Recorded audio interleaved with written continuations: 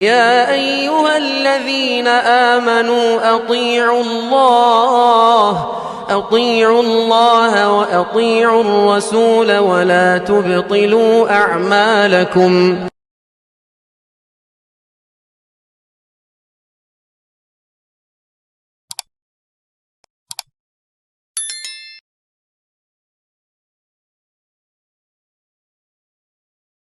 وأشهد أن محمدا عبده ورسوله. يا أيها الذين آمنوا اتقوا الله حق تقاته ولا تموتن إلا وأنتم مسلمون. يا أيها الناس اتقوا ربكم الذي خلقكم من نفس واحدة وخلق منها زوجها وبث منهما رجالا كثيرا ونساء واتقوا الله الذي تساءلون به والأرحام إن الله كان عليكم رقيبا. يا أيها الذين آمنوا اتقوا الله وقولوا قولا سديدا يصلح لكم أعمالكم ويغفر لكم ذنوبكم ومن يطع الله ورسوله فقد فاز فوزا عظيما. أما بعد فإن خير الحديث كتاب الله وخير الهدي هدي محمد صلى الله عليه وسلم وشر الأمور محدثاتها وكل محدثة بدعة وكل بدعة ضلالة وكل ضلالة في النار. محترم بھائیوں اور معزز خواتین، آج رمضان کے اس بابرکت مہینے کی پہلی تراویح، پہلی رات. اس تراویح میں ابھی آپ نے قرآن کریم کا پہلا جز، پہلا پارہ، ہم اردو میں پارہ کہہ لیتے ہیں، فارسی لفظ ہے، وہ آپ نے جو ہے آج امام صاحب سے آپ نے یہ قرآن کا حصہ تلاوت میں سنا. آپ نے اس پورے پارے کا خلاصہ انشاءاللہ آپ کے سامنے پیش کریں گے. اس سے پہلے چند باتیں آپ کے سامنے ذکر کرتے ہیں کہ رمضان کے اس مہینے کی شروعات میرے بھائیوں ہو گئی اور ہم میں سے ہر کوئی اس بات کو اچھی طرح سے جانتا بھی ہے، اس کی اہمیت کو بھی پہچانتا ہے. آج کے جو حالات ہیں وہ اپنی جگہ پر ہیں اور خود اپنے شہر اور اپنے اس صوبے کے تعلق سے بھی جو مسائل ہیں میرے بھائیوں آپ کے سامنے ہیں. ابھی اس وقت بڑی ہمارا یہ صوبہ پانی کی قلت سے بہت دوچار ہے. ہمارا یہ شہر بھی بنگلور شہر جہاں پانی کی پریشانی روز لوگ اس کی جو ہے شکایتیں بھی کر رہے ہیں اور حقیقت میں پانی کی پریشانی بھی ہے. بارش نہ ہونے کی وجہ سے پانی کی سطح کافی نیچے ہے. سارے بورویل سوکھ رہے ہیں اور جو ٹینکر سے پانی سپلائی کرنے والے لوگ ہیں وہ بھی اپنی منمانی اس طرح سے کرتے جانے والا جو بھی ہے مسائل جو اپنی جگہ پر ہیں. ہمارا درس سے تعلق سے نہیں ہے، ہم تو یہاں صرف اس لیے آپ کو یہ بات یاد دلا رہے ہیں کہ رمضان کا یہ مہینہ شروع ہوا ہے اور ہماری پریشانیاں ہیں. پانی یہ زندگی ہے، پانی سے زندگی ہے اور پانی کی اہمیت کو ہر کوئی جانتا ہے. تو سب سے پہلے تو ہم سب کی بحیثیت مسلمان بھی اور بحیثیت ایک اچھے شہری کے بھی یہ ذمہ داری بنتی ہے کہ ہم میں سے ہر کوئی اس کی اہمیت کو سمجھتے ہوئے جہاں تک ہو سکے پانی جتنا ضروری ہے استعمال کے لیے ضروری استعمال بھرن کرنا ہے آدمی کو، لیکن یہ کوشش کرے کہ پانی ہم حد سے زیادہ نہ استعمال کریں جسے ہمیں بھی اسراف کہا جاتا ہے. اسراف سے قرآن میں اللہ تبارک و تعالیٰ نے منع فرمایا ہے، احادیث میں پیارے نبی صلی اللہ علیہ وسلم نے منع فرمایا ہے. تو پانی یہ بڑی عظیم نعمت ہے، بڑی عظیم دولت ہے. اللہ تبارک و تعالیٰ نے ہمیں نعمت دی ہے، جب نعمت چھن جاتی ہے تو نعمت کا احساس زیادہ ہوتا ہے. تو ہم سب کی یہ ذمہ داری ہے، یہ ہمیں جو ہے اپنے طور پر اس کا خیال رکھنا چاہیے. دوست ایک اہم بات یہ ہے کہ یہ جو حالات ہے پانی کی قلت کی، بارش نہ ہونے کا جو مسئلہ ہے یا بارش کم ہونے کی بات ہے، ظاہر سی بات ہے کہ یہ اللہ تبارک و تعالیٰ کا نظام ہے اور اللہ تعالیٰ کا یہ نظام، یہ سسٹم ہمارے ہاتھ میں یہ چیز نہیں ہے، لیکن ہمارے ہاتھ میں جو چیز ہے وہ یہ ہے کہ ہم اپنے رب سے دعائیں کر سکتے ہیں. بس اتنی سی گزارش ہے کہ اپنے رب سے دعائیں کریں. اس وقت کی بارش ہو، ہمارا یہ شہر بھی، ہمارا یہ صوبہ بھی جو اس وقت بارش کی کمی کی وجہ سے سخت لوگ یہاں پریشان ہیں، ان کی پریشانی دور ہو. پیارے نبی صلی اللہ علیہ وسلم کا یہ طریقہ تھا اور اسی طریقے پر ہمیں عمل بھی کرنا. سب سے پہلے میں خود اس کی شروعات کرتا ہوں میرے بھائیوں، رب العالمین سے، اپنے رب سے یہ دعا کرتا ہوں کہ الہ العالمین ابھی تیرے نیک بندوں نے تیرے کلام کی تلاوت کی ہے، سماعت فرمائی ہے اور تیرے رسول کی سنت اور صحابہ کے طریقے پر عمل کرتے ہوئے تراویح کی نماز ادا کی ہے. اے ہمارے رب، اس نیک عمل کے حوالے سے ہم تمام لوگ تجھ سے یہ دعا کرتے ہیں، درخواست کرتے ہیں کہ تو بارش نازل فرما دے. اے ہمارے رب، تو پالنہار ہے، تو رب ہے، تو ہی رازق ہے، تو ہی مالک ہے، پوری کائنات کا نظام چلانے والا ہے. ہر چیز تیرے ہاتھ میں ہے. اے اللہ، اے ہمارے رب، تو اس وقت جو جانور، جو انسان، جو تیرے بندے سب کی سب پانی کی وجہ سے پریشان ہیں، اے اللہ، اے ہمارے رب، تو پر اپنا رحم کر، اپنا کرم نازل فرما دے اور بارش نازل فرما دے. ایسی بارش جو سب کے لیے خیر اور برکت کا سبب بنے. آمین. یہ چند بات تھی جو شروع میں بہت ضروری تھی اس لحاظ سے کہ بھی جو حالات ہیں اس کے مناسبت سے میں ابھی چند جو ہے منٹ میں آپ کے سامنے پہلے خلاصہ بیان کرتا ہوں جو اس پورے پارے کے اندر جو اللہ تبارک و تعالیٰ نے ذکر فرمایا ہے وہ، اور اس کے بعد انشاءاللہ ایک پوائنٹ ہے. ہمارے بعض بھائیوں نے یہ ذکر کیا ہے کہ رمضان کے اس مہینے میں لوگوں کو جاگرک کرنے کے لیے، اویئرنیس لوگوں میں لانے کے لیے کوشش کی جائے کسی طرح سے کہ ہمارے یہ بچے، خاص طریقے سے ہماری یہ نوجوان نسل، ان کے درمیان ان کو جو ہے بیدار کیا جائے، اویئرنیس کے اندر لائی جائے.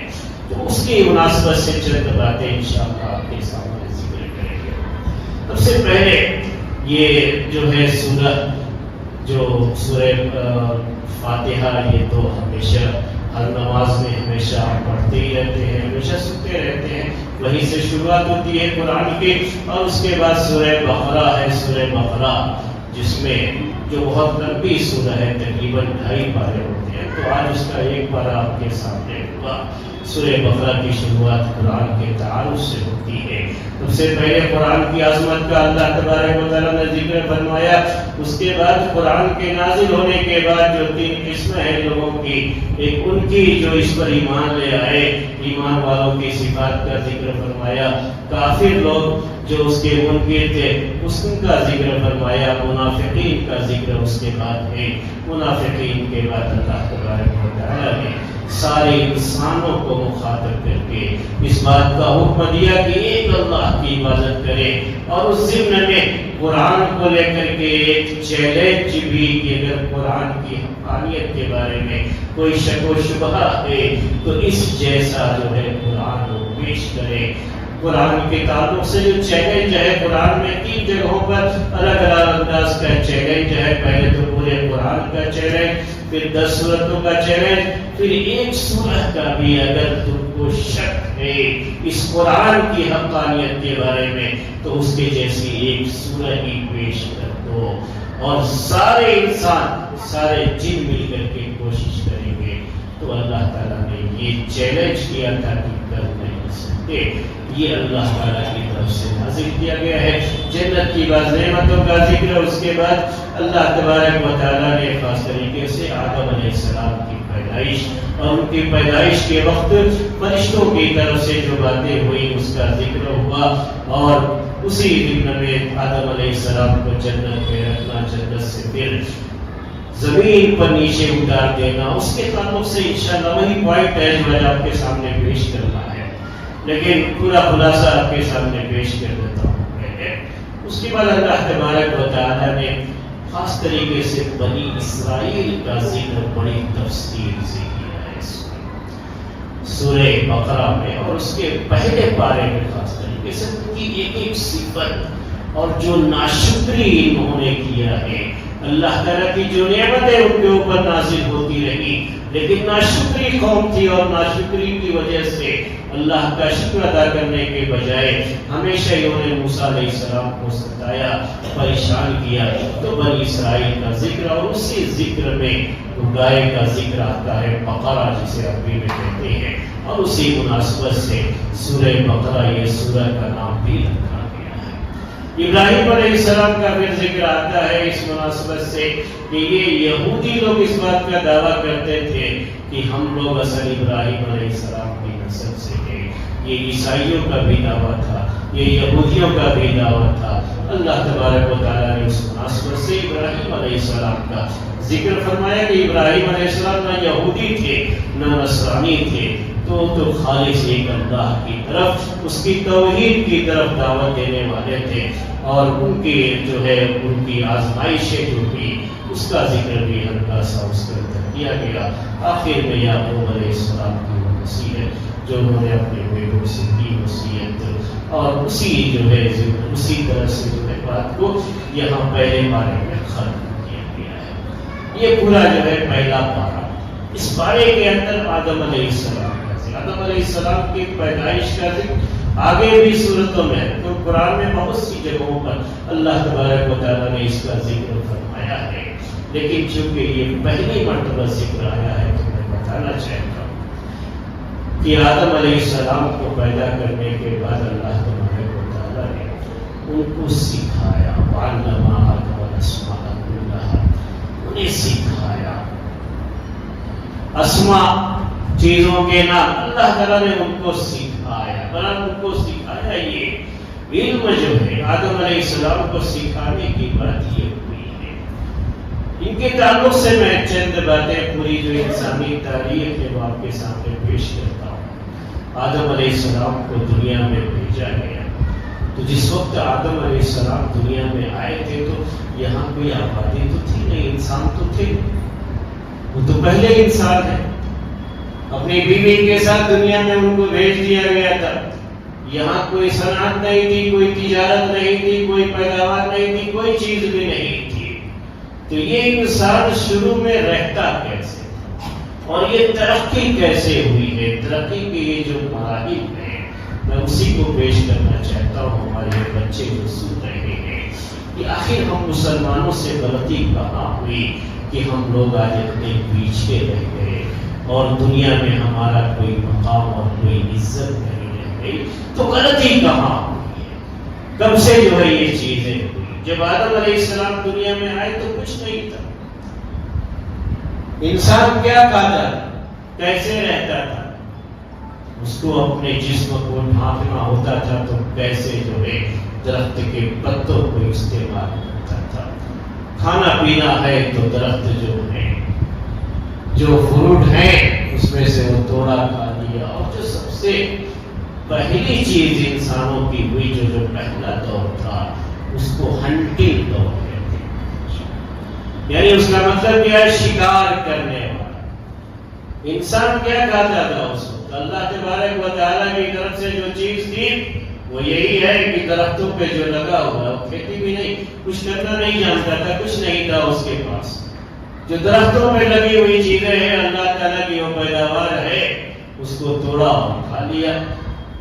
پکانے کا کیا ہے، کیسا ہے، وہ سب کچھ پتا نہیں، ایسے چلا۔ دوسرے جانور جو ملے تو جانوروں کو شکار کر کے وہ کھانے کا وہ سلسلہ، اس کا گوشت کھانے کا وہ سلسلہ وہ شروع ہوا، اس کو ہنٹنگ کہتے ہیں۔ اصل انسان کی شروعات جو ہے شروع زمانے میں اس کا ایسے ہی انداز ہے۔ یہ دور گزرتا ہے، اس کا مطلب یہ نہیں کہ یہ ختم ہو گیا، بلکہ یہ دور ہر زمانے میں یہ چیز رہے گی، یہ شکار کرنے کا معاملہ ختم نہیں ہوا، ہو رہا، لیکن انسان نے ترقی کیا، اس کے بعد ایک سورس تھا، اس کے بعد دوسرا سورس آیا۔ دوسرا سورس کیا ہے؟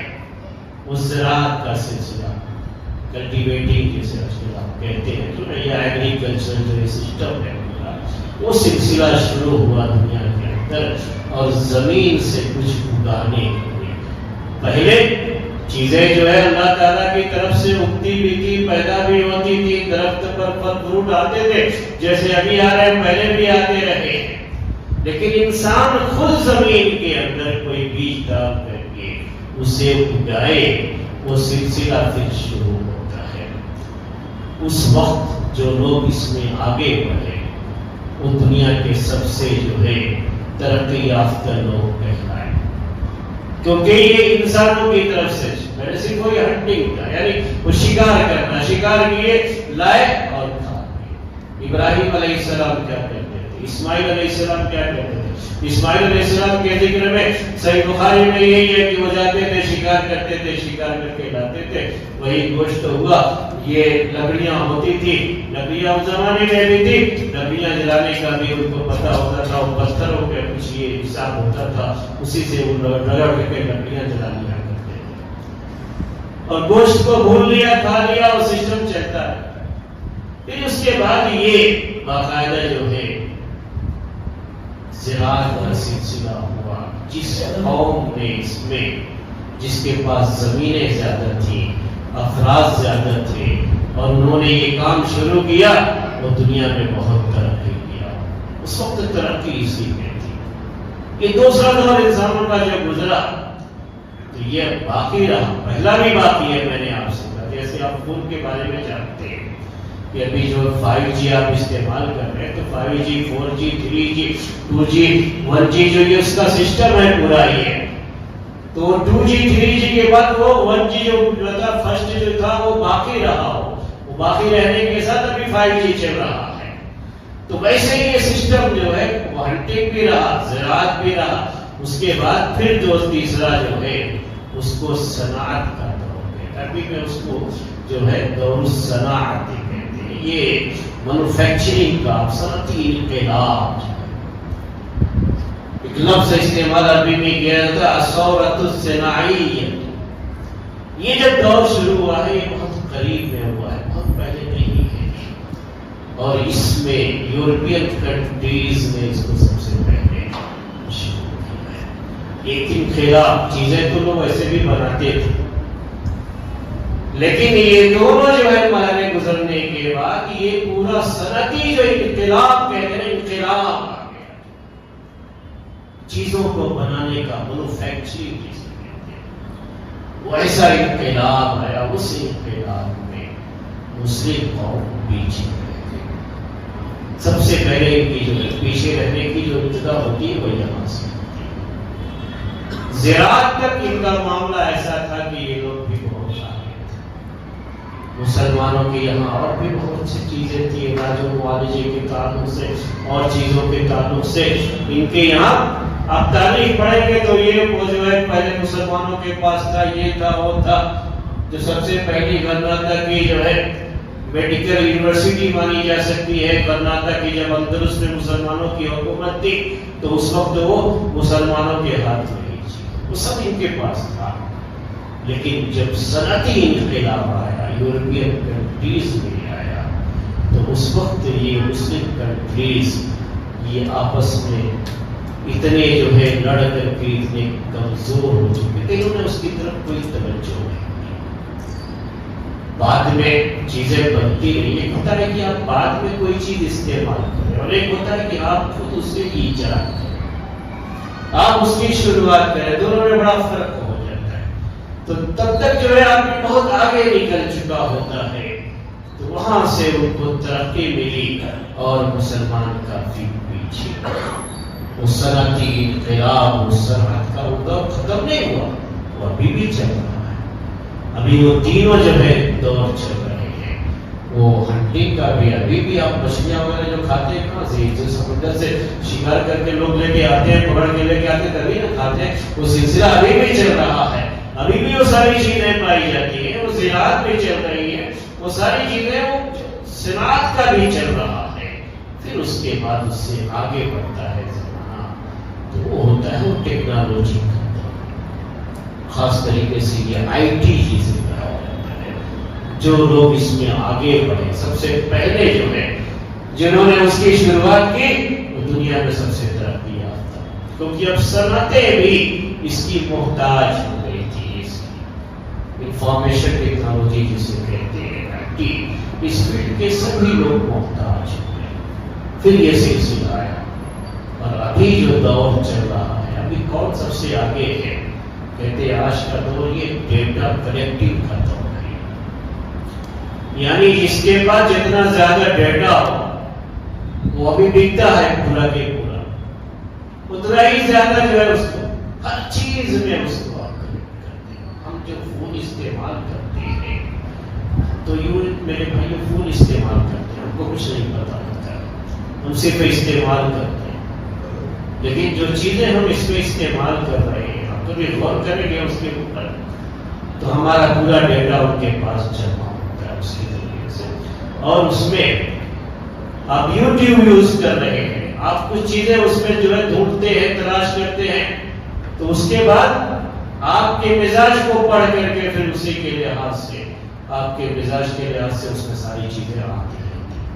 آپ خود آپ جو استعمال کرتے ہیں جانتے ہوں گے اس کو، یہ آپ کے اپنے مزاج کے لحاظ سے اس میں چیزیں آتی ہیں۔ اس طرح کا جو ہے اس طرح کی صورتحال ہے۔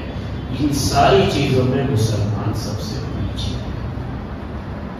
آج وہی صورتحال، ایک چھوٹی سی مثال جو ہے، یہ جو صنعت کی بات میں کر رہا تھا، بنانے کی بات کر رہا تھا، اس کے لیے کیا ہوتا ہے؟ تو کہتے ہیں کہ انسان کا دماغ وہ بنانے، کوئی چیز ایجاد کرنے، شروعات کرنے، جتنا دماغ اس کی طرف چلتا ہے انسان کا، جو قوم سب سے پہلے سوچتی ہے وہی سب سے آگے بڑھتی ہے۔ جو چیزیں پہلے مسلمانوں نے سوچی اور جو ہے بنائی اور کیا، دنیا نے اس سے فائدہ اٹھایا، اس وقت یہ بہت آگے تھا، لیکن پھر وہ تقلید کا ایسا کہ وہی چیز چل رہی ہے۔ کریٹیوٹی جسے کہتے ہیں انگلش میں، کوئی چیز بنانے کے بعد سوچنا، جو ایجاد کرنے کے بارے میں، وہ نہیں۔ دنیا میں جتنی بھی ایجادات ہیں حکومتوں نے نہیں کیا ہے، وہ بھی آپ کو بتا دوں۔ کبھی آپ نے یہ سوچے کہ ہم یہ بات کرنے سے فائدہ کیا ہے، کیا ہمارے پاس حکومت ہے ہم کچھ کر سکتے ہیں؟ نہیں، حکومتوں نے ایجادات نہیں کی، یہ لوگوں نے کیا ہے۔ کبھی بھی آپ ایک چھوٹی سی مثال آپ کو پیش کرتا ہوں۔ میری یہ جو معلومات ہوتی ہیں یہ عربی کتابوں سے ہوتی ہے، تو انگلش سے جو لوگ پڑھے ہوئے ہوتے تو تھوڑی نام وغیرہ میں تھوڑا مسئلہ رہتا ہے اس میں، کیونکہ جو انگلش کے نام ہوتے ہیں جب عربی میں آتے ہیں تو اس تھوڑے تبدیل ہو جاتے ہیں۔ ایک چھوٹی سی مخلوق اللہ تعالیٰ کی چمگادڑ آپ جانتے ہیں، چمگادڑ، بیٹ انگلش میں کہتے ہیں، بیٹ چمگادڑ، چھوٹی سی مخلوق۔ کیا ہے یہ؟ رات میں آپ دیکھتے ہیں کہ وہ رات میں یہ مخلوق اللہ تعالیٰ، اس کی آنکھ بڑی کمزور ہوتی ہے، اس سورج کی روشنی میں نہیں ہو سکتی، لیکن یہ چھوٹی سی مخلوق اللہ تعالیٰ کی، اس کے اندر کیا خاص بات ہے کہ جب یہ چمگادڑ اڑتا ہے تو یہ ٹکراتا نہیں ہے کسی چیز سے، اڑتے ہوئے سامنے کوئی بھی چیز اسے ٹکراتا نہیں ہے، اس کے لحاظ سے اپنا راستہ بدل کر کے وہ اڑتا ہے۔ تو ایسی چیز کیا ہے اس کے اندر، جبکہ اس کی آنکھ بہت کمزور ہے، وہ نہیں دیکھ پاتا ہے، تو کیسے وہ ٹکراتا نہیں ہے؟ ایک سائنٹسٹ کے کتابوں سے بات ذکر کی گئی، میں نام اس لیے نہیں بیان کر رہا ہوں کہ عربی اور انگلش کے نام میں تھوڑا فرق ہو جاتا ہے، تو اس نے اس کے بارے میں سوچا کہ ایسا کیا ہے اس کے، یہی ہوتا ہے، انفرادی چیزیں وہی ہوتی ہیں۔ میں یہ باتیں کیوں بیان کر رہا ہوں کہ ہمارے یہ بچے جو سن رہے ہیں، انہی میں سے ہو سکتا ہے کہ آگے چل کر کے کوئی ایسے ہی سوچ کر کے کوئی ایجاد کر کے کوئی چیز لے کر کے آئے۔ ماں کے پیٹ سے تو کوئی پیدا نہیں ہوتا، ایسے ہی سوچ کر کے آدمی بنتے ہیں، اور جو لوگ بھی اس طرح کی چیزیں ایجاد کیے ہیں، ایسا بھی نہیں تھا کہ وہ کوئی عام انسانوں سے بہت الگ ہٹ کر کے رہے ہوں، اس میں ایسے بھی لوگ رہے ہیں جن کا اپنے اسکول کے لائف میں بہت زیادہ نمبر بھی اسکولوں میں نہیں آتے تھے، ویسے لوگ بھی رہے، لیکن کیا ہے، ایک چیز ایجاد کرنے کے بارے میں جو سوچا تھا ایجاد کر دیا۔ اس نے اس کے لیے معلوم کرنے کے لیے کہ کیا چیز ہے اس کے اندر یہ ٹکراتا نہیں ہے، اس کے لیے ایک کمرے کا اس نے ایکسپیریمنٹ کرنا تھا۔ آج بھی ویسے چیزیں چلتی ہے، کسی بھی چیز کو جو ہے آپ کو کیا کرنا پڑے گا، آپ اس کو جانچنا پڑے گا کہ کیسے یہ چیز ہوتی ہے۔ اس نے ایک اندھیرا کمرہ، اس کمرے کے اندر پہلے سے دھاگے میں چھت سے جو ہے وہ دھاگا لٹکایا، اور دھاگے کے اندر نیچے بیل جو ہوتی ہے سب میں وہ لگا، اگر اس کو ٹکر لگے گی تو وہ بیل بچ جائے، یعنی آواز سنائی دے گی۔ پورے کمرے میں ایسے چاروں طرف وہ ڈال دیا، اور اس کمرے، اس اندھیرے کمرے میں چمگادڑ کو چھوڑ دیا۔